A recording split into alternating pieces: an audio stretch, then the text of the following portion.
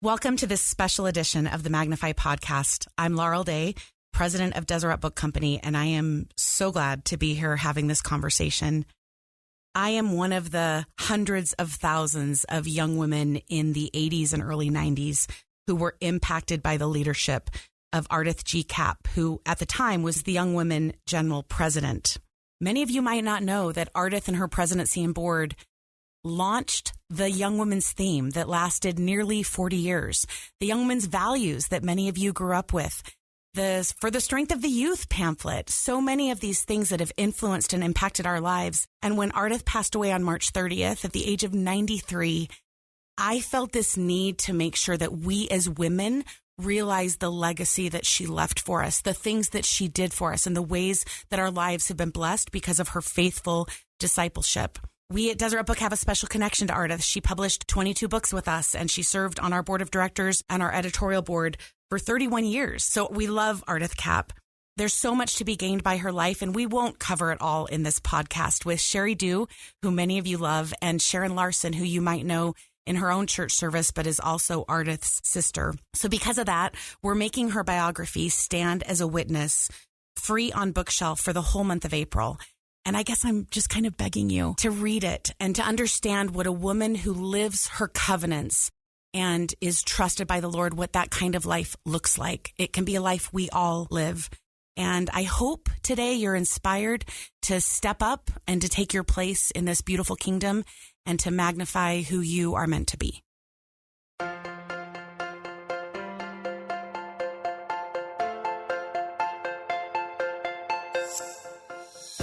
We are women who love God and want to use our influence for good.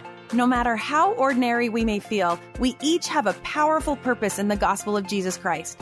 This is our time to step forward, to love fiercely, to lead boldly, to live happily, to fill the world with His light. Let's do it together on the Magnify podcast.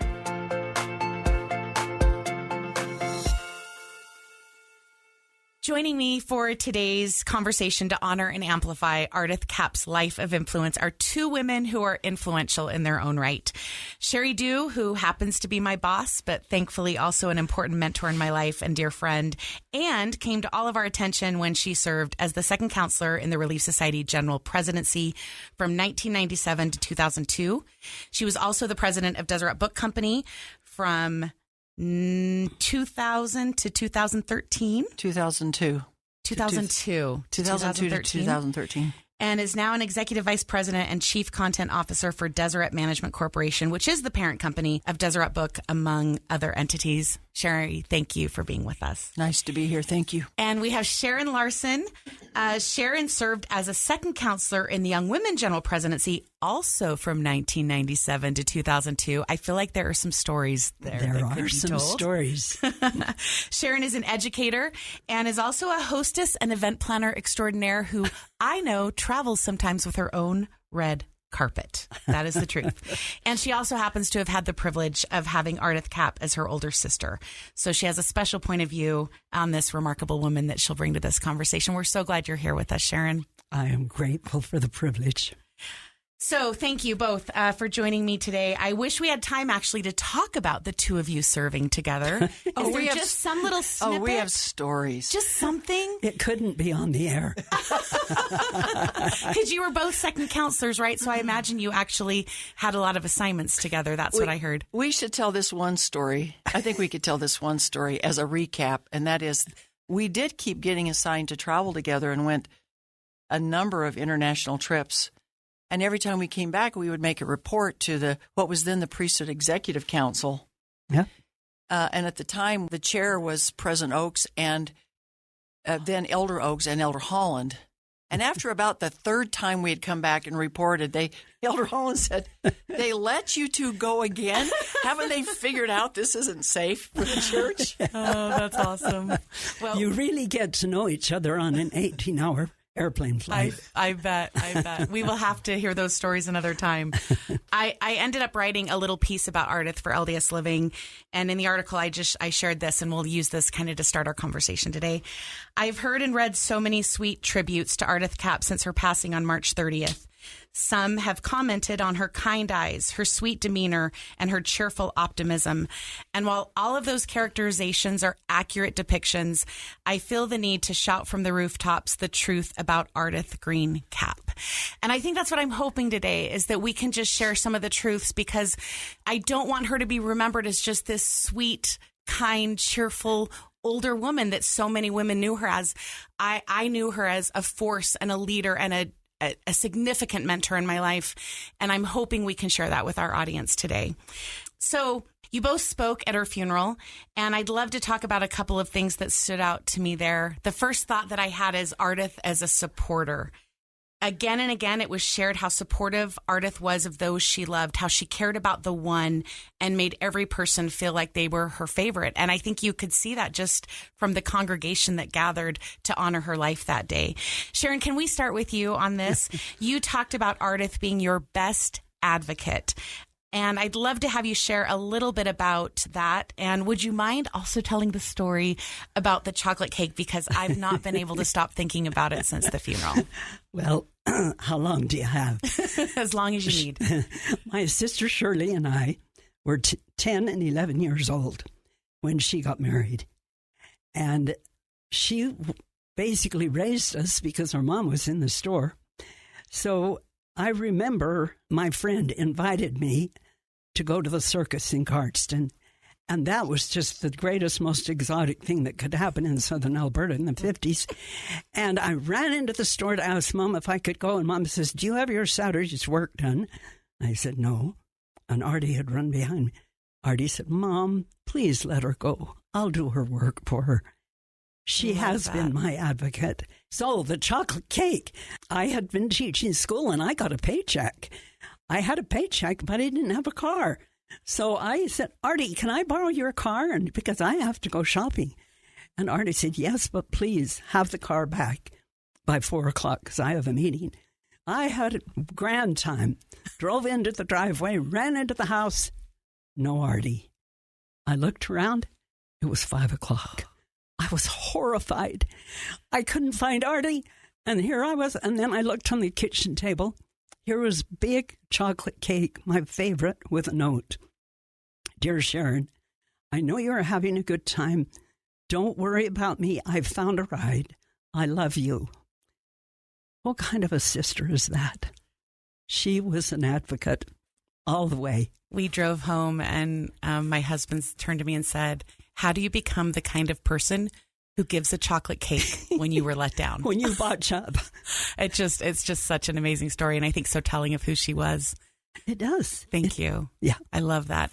Sheri, you talked about a letter that Ardeth wrote you when you were still adjusting to being a brand new young president of Deseret Book, and it had quite an impact on so many people who were at the funeral who were hearing. And I'd love for you to share the context of that letter and what you learned from Ardeth. So about a month ago, I was going through a bunch of old files and came across this letter, which frankly I'd totally forgotten about until I saw it again. The context is that I was the fairly new president and CEO of Deseret Book Company. This letter was written in January of 2004.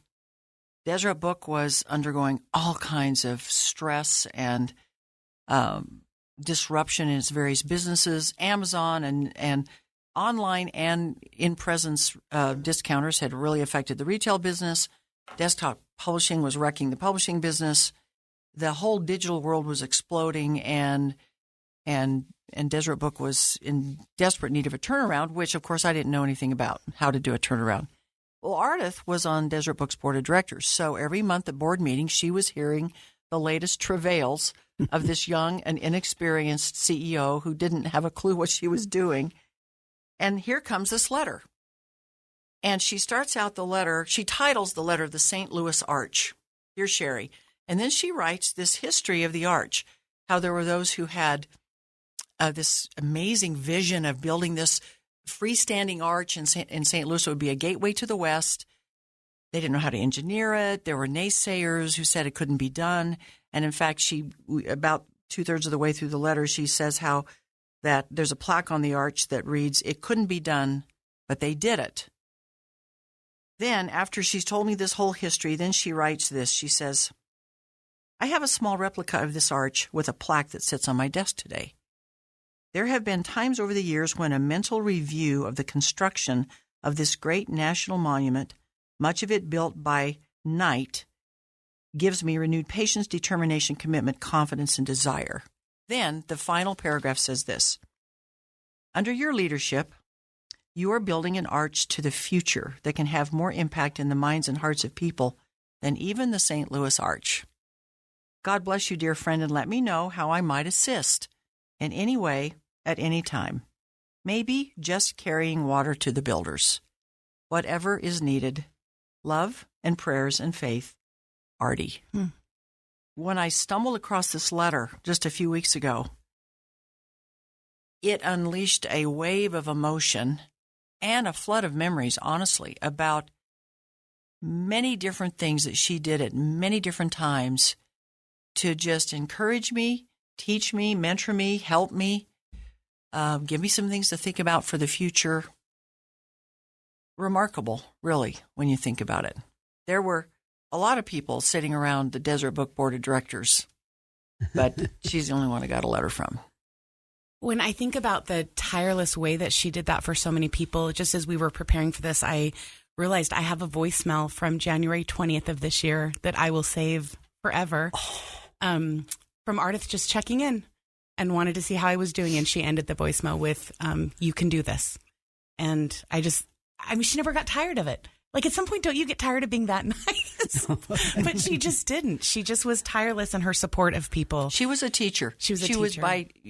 She was by nature a teacher. She was. Right? Yeah. From a pulpit or one-on-one, that was a thing that she did and did really, really well. Yeah, I love that. That's well said. One of the other things that struck me watching her in her marriage, but also that came up in her funeral, is Ardeth as a partner. She and Heber, I just think it's one of the sweetest love stories. Sheri, I'm wondering if you would start here. You were able to spend time with Ardeth and Heber. I'd love to know what struck you about their relationship, and could you share an experience that you had with the two of them? I'm sure Sharon knows way more about this than I do, but one experience that stands out was we went, Sharon and I and Wendy then Watson. Right? She wasn't married yet to then Elder, now President Nelson, and a couple of other friends, and we all went to Cardston. When Artie was the matron. When Artie was the matron and Heber was the president of the temple. And it was Artie's 70th birthday. Yeah, for her 70th birthday, we went up and we had a little celebration, took the birthday party to her.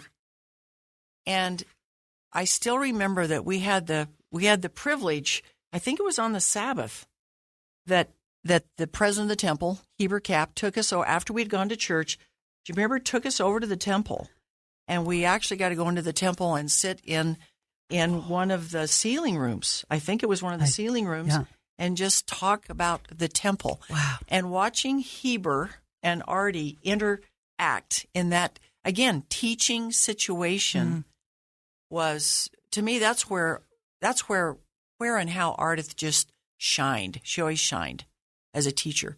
And we had this chance to sit there and talk about things we wondered about, and they both just kind of interplayed in leading a discussion with us.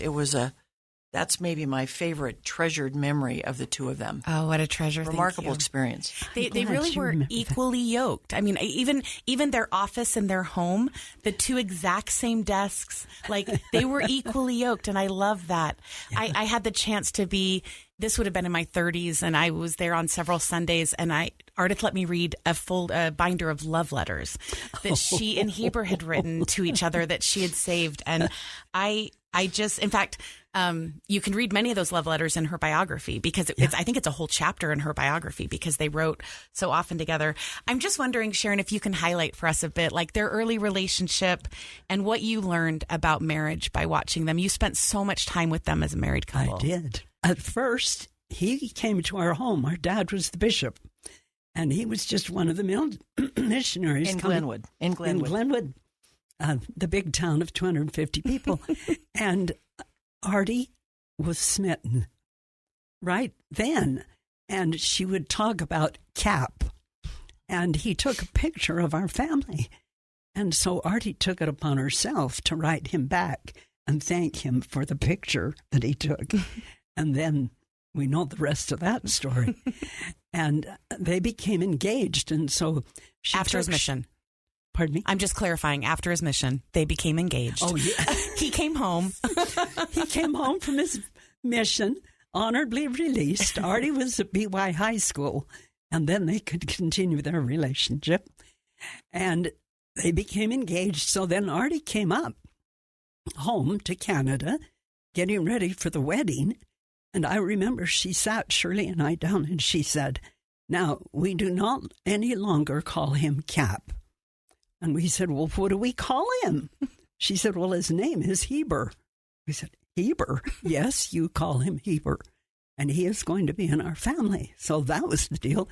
Then I remember he came up and he brought her home, to our home from something. I don't remember. I looked out the kitchen window. They were kissing. I said, Shirley, come and look. They're kissing. We were so excited. We were 10 and 11 years old. So this was exciting for us. Then every summer, we would come down to the States for a month of the summer. And Artie and Heber had jobs.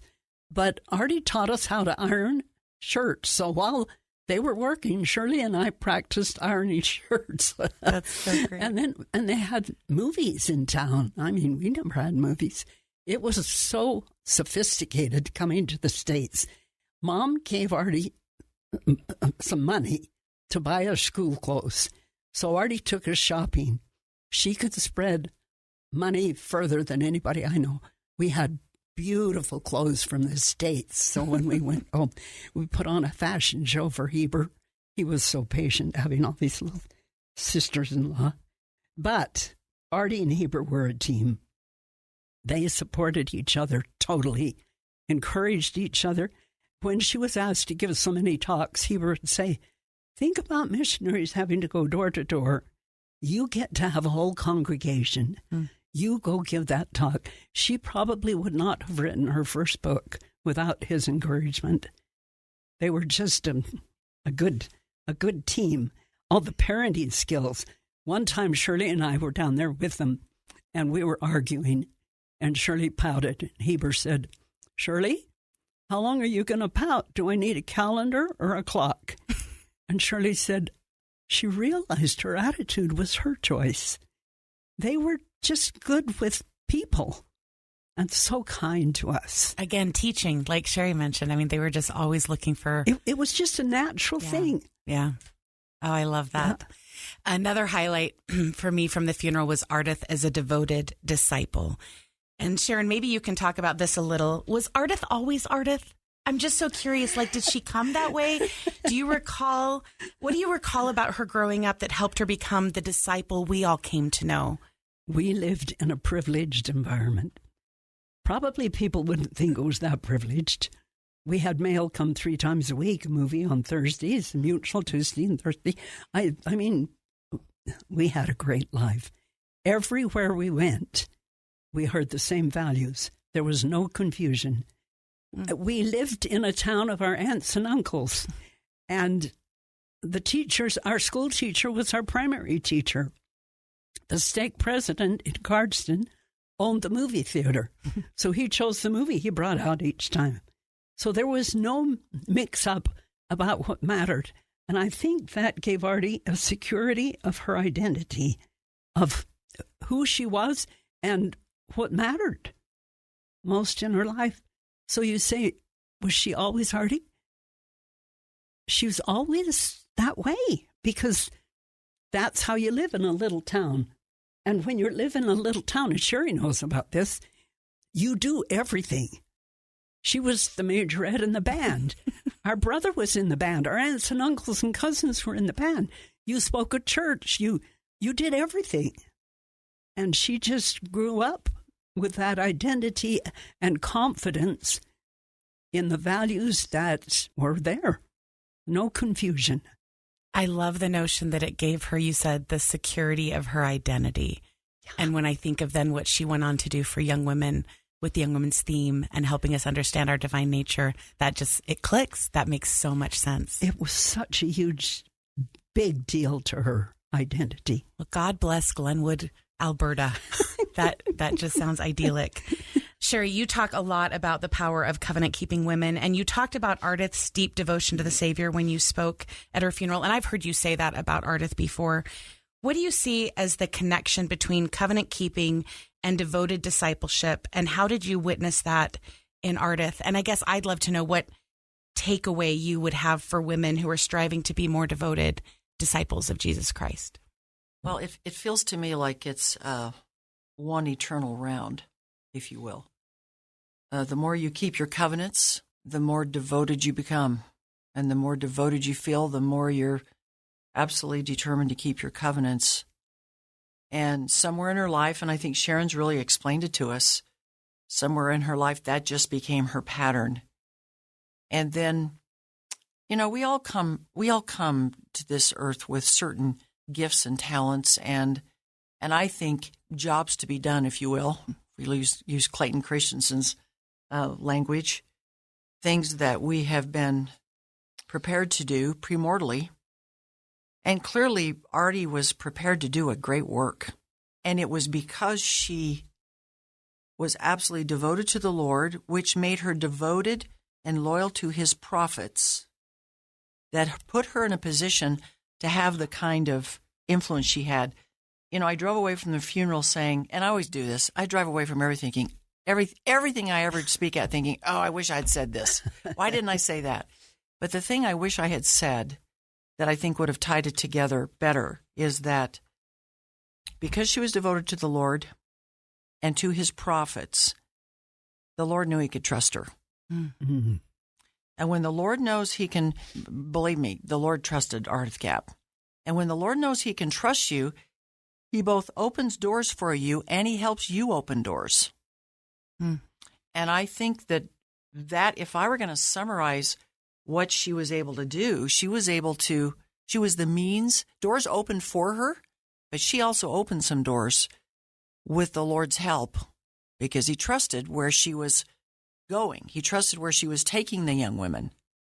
He trusted that she could be a force for good and a champion of the restored gospel of Jesus Christ. I think it all works together. But it starts with making covenants and then keeping them. And the more you keep doing that, the more it becomes a very virtuous cycle of obedience, covenant keeping, greater devotion, more covenant keeping, more wanting to strictly keep your covenants, and so forth. That's a very virtuous cycle. Well, and one of the hallmarks of that cycle that you're talking about seems to be the temple, which we just heard about so much in General Conference, of course, and President Nelson's plea to us. Am I right, though, that I think it's right that Ardeth went every Friday? She was there every Friday up until recently, right? Ralph got names for her. He got 1 endowment, 5 initiatories, and 5 sealings every Friday. So she had a total of 1,100 friends waiting for her on the other side. Since COVID. That's amazing. And for all of those wondering, how did she get to do initiatory every week? I can only get an appointment every 4 months. Well, she was special. Let's just say she was special. She was special. There was a sealer there who covered it for her. Yeah. I suspect when you go that often, you can just walk right in. I go that often. I don't just walk right in. No, she had somebody opening doors. Opening doors. That's it. Well, speaking of opening doors and trusted, I would love to now transition to Ardeth as a leader. Ardeth clearly knew, and you read this in the biography, but she knew her presidency and her board had been called for a really critical time. And she seemed to have a keen understanding of the unique needs of young women and the importance of making sure that they understood their identity, like you mentioned earlier, Sharon, but also their purpose and their relevance within the church.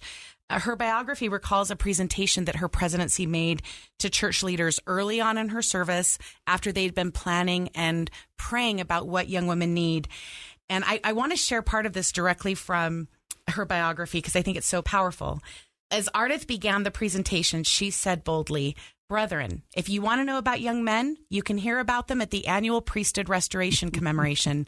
If you want to know about young men, you can attend their annual scouting conference.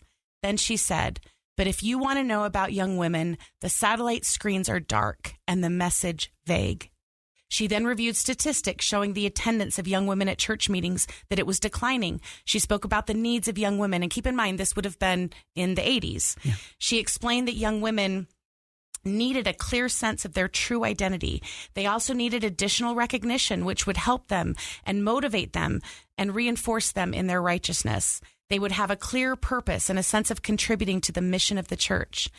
She then presented the program that she and her board and presidency had been working on.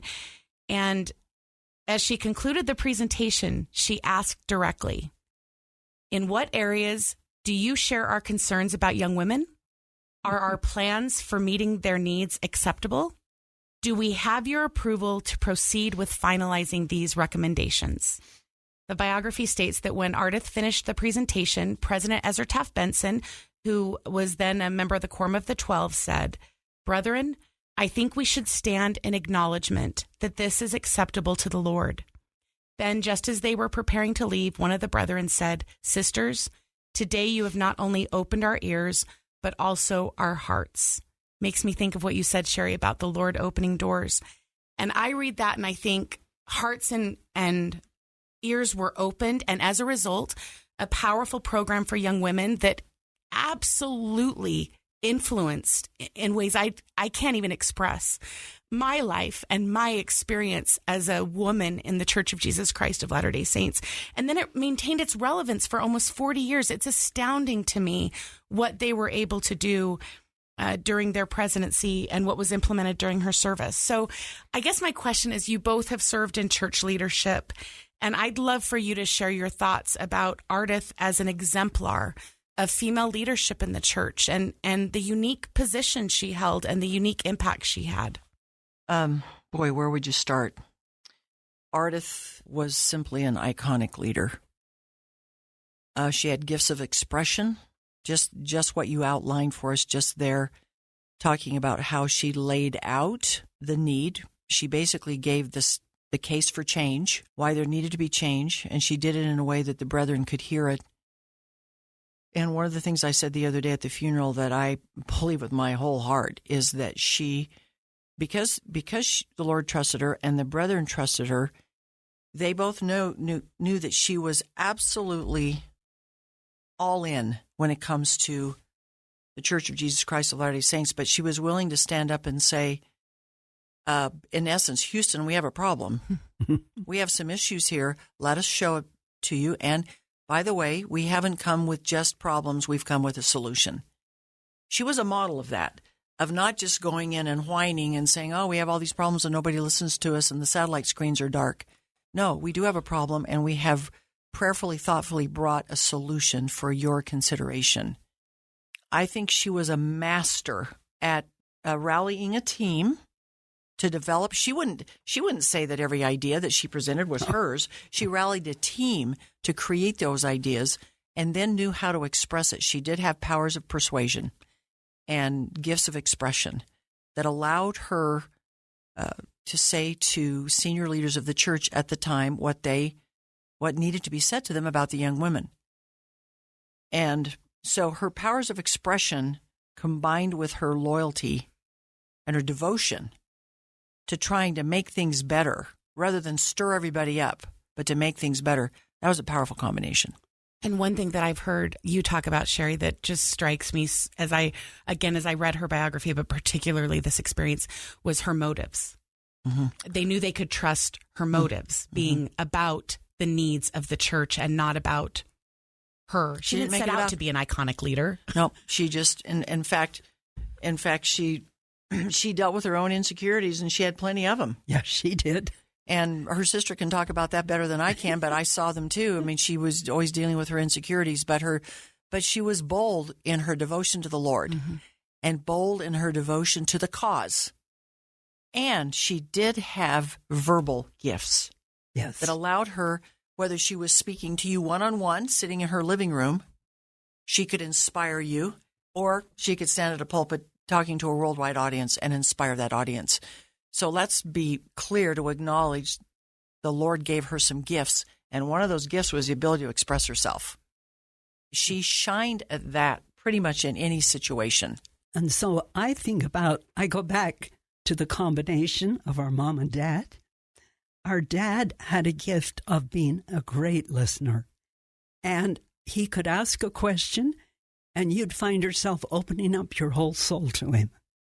And mom had the courage and determination and smarts. During the Depression, she started a store at Dad's suggestion because the farm was failing.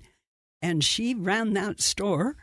And the combination of mom's social abilities and determination and Dad's abilities to ask and listen, I see in Ardie as she worked with people, as she was a leader. One story I remember particularly, she honored the priesthood.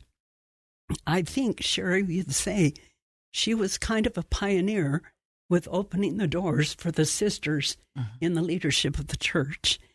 And she honored the priesthood from the very beginning of her life. We had a perfect father for us. And so she, as Sheri said, because of that, they could trust her. So when Ardie was young woman president, they felt they needed to update the standards for the church. For the youth of the church, right? For the youth of the church. Because the standards book at the time said something about don't chew gum. And don't go outside with curlers in your hair. Exactly. I remember. And so Ardie thought, maybe there's something more that we can teach the youth. So they worked very hard in preparing this standards book. And it just did not seem to go. But she had it ready whenever. Well, then she got called to President Monson's office. President Monson wanted to let her know they were going to call Sister Jack, who was her counselor, to be president of the Relief Society. And so they talked about that, and then Ardie got ready to go. And President Monson said, Sister Kapp, do you have anything else you want to talk to me about? She said, well, yes, as a matter of fact. And she happened to have the outline for the standards book for the youth. And President Monson then said, we're going to bring this to General Conference. And I think General Conference was just a few weeks away. But her point was... And that became for the strength of youth, right? Exactly. That became for the first version of the first version for the strength of youth. Yeah. And Ardie said, be prepared. The timing may not be when you think it's right. Then as Sheri said, her favorite scripture was trust in the Lord with all your heart. And the brethren trusted her, and she trusted them. Thank you so much for sharing that story. I was relating to Sheri after Ardeth's passing, just the things that she had taught me when I started to have some leadership opportunities at work. And the piece that is like indelibly imprinted in my head is that story, and be prepared. And as you mentioned, Sheri, the Lord will open doors when he knows he can trust you to not just take the opportunity, but also do his will. He'll open those doors for you. Yeah, she was classic in that, and she certainly counseled me, and I think she has countless number of people to just say, look, just because you have a great idea doesn't mean it's its time. It may be a slightly different time when that can come to fruition, but be ready. Because when the door opens, you need to be ready to walk through it right then, because the door may not stay open very long. And it might be, as in this case, the span of one meeting. Yeah. She had to walk through it right then, but she was ready. To me, it's a classic example of leadership. It's remarkable. And of responding to revelation, right? Yes. And not getting depressed if this brilliant idea you have doesn't go forward on the first stroke of the brush. Yeah. So let's talk a little bit about Ardeth's ripple effect. One of the things that has struck me and that was driven home at the funeral was the ripple effect of her life. She and I talked a few times about the fact that she was not privileged with motherhood in this life, but that the Lord gave her hundreds of thousands of daughters. Yeah. And any of us who were lucky enough to be young women while she served, we know we were one of her girls. You were. And we still feel that. she gave us, I think, perhaps the greatest gift that she could have given us. And it's an understanding of our identity as daughters of God that you mentioned she gained early on, and wanted to instill in us a sense of our unique mission in life, but also in this church and in the world. She called us to stand as witnesses, and we heard the call and the impact on generations. When I think about it, of those, I mean, through the 8 years of her presidency, it had to have been nearly 1 million young women that would have gone through, if my math is right. And when I think about now the influence of those women on their marriages and their children and in their callings and in their wards, it's tens of millions of people who have been impacted because of what she gave us. I just am kind of astounded by that. And the thing that I've been thinking about since her funeral is, how do I best honor her legacy and that influence and what she instilled in all of us? And so I guess my question to both of you is, what do you wish women in the church understood about their identity and purpose today? And how can we better live that in a way to honor this kind of legacy that Ardeth left for us?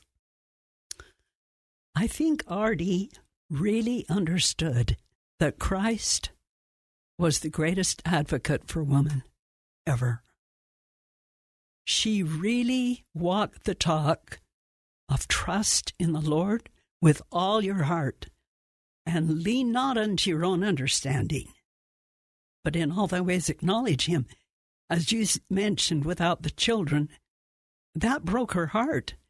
But she honestly trusted in the Lord, and that Jesus Christ was her advocate, is her advocate from beginning to end. And she felt if women understood their temple covenants, they would not have 1 second of feeling inferior. That no one in the world comes into the world without a woman. I mean, how important is that? And I think Ardie would shout from the rooftops, the Lord is your advocate. Just trust him. I love what Sharon just said.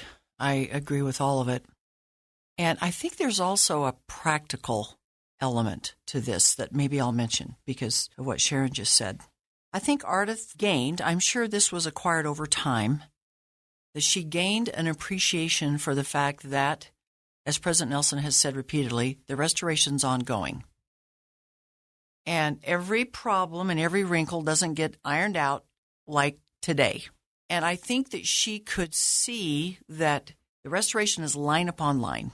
And so she was willing to work within the structure, and she learned how to work within the structure, which started with her devotion to the Lord and her loyalty to the senior leaders of the church, saying, I'm not going to try to tell them how to do their job. I'm going to say, how can I magnify the opportunity that's been given to me and raise my voice in every meeting and in every setting that I have the chance to raise it, to try to help the line upon line process to continue to happen.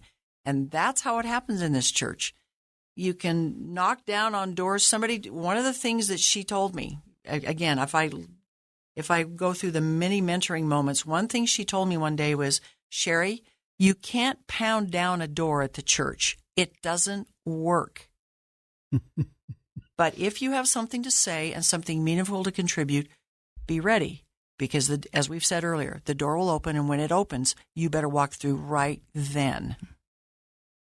And I think she's somewhere, I don't know how she got it, where did somebody teach her, or did she just figure it out? But don't go over there trying to say you're going to pound down the door and tell prophets, seers, and revelators, I got a few things you need to know. I've actually never seen that work. Do you know what she always said, though?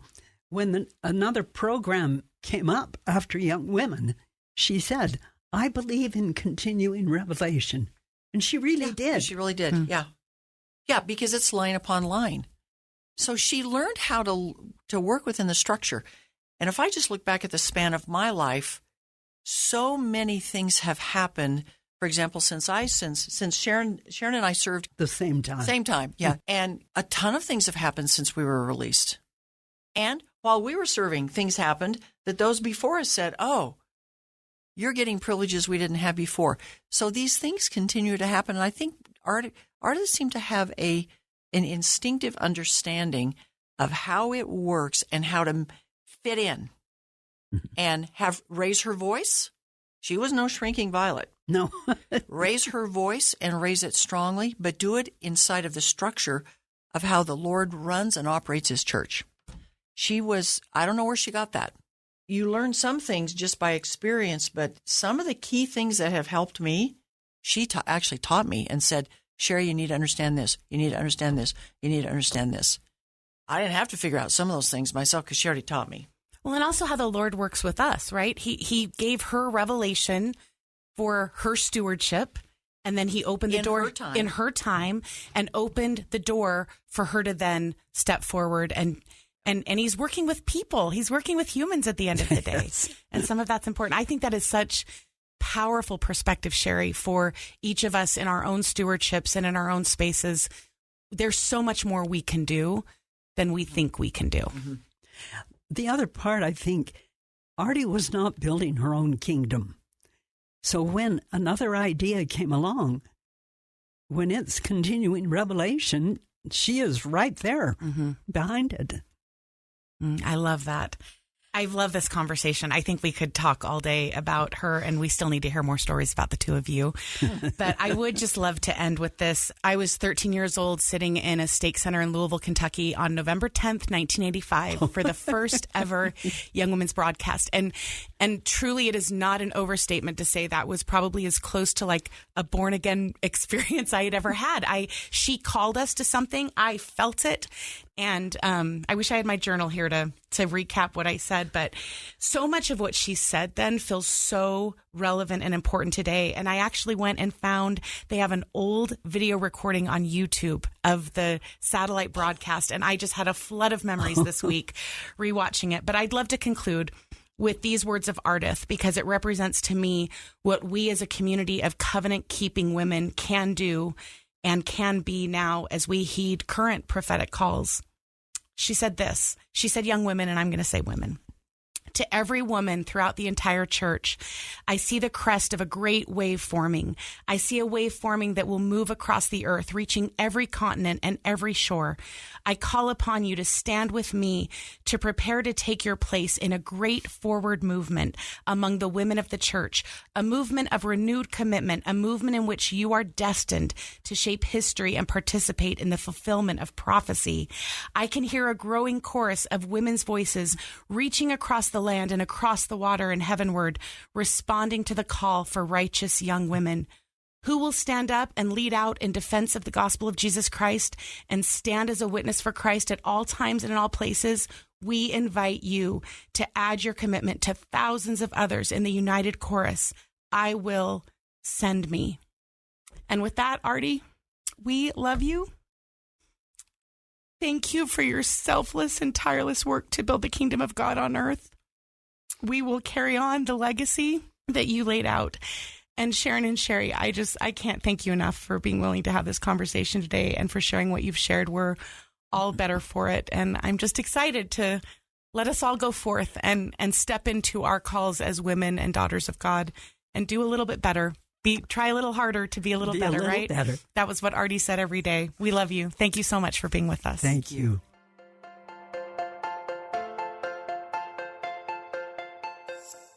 And thanks to all of you for being with us for this conversation today.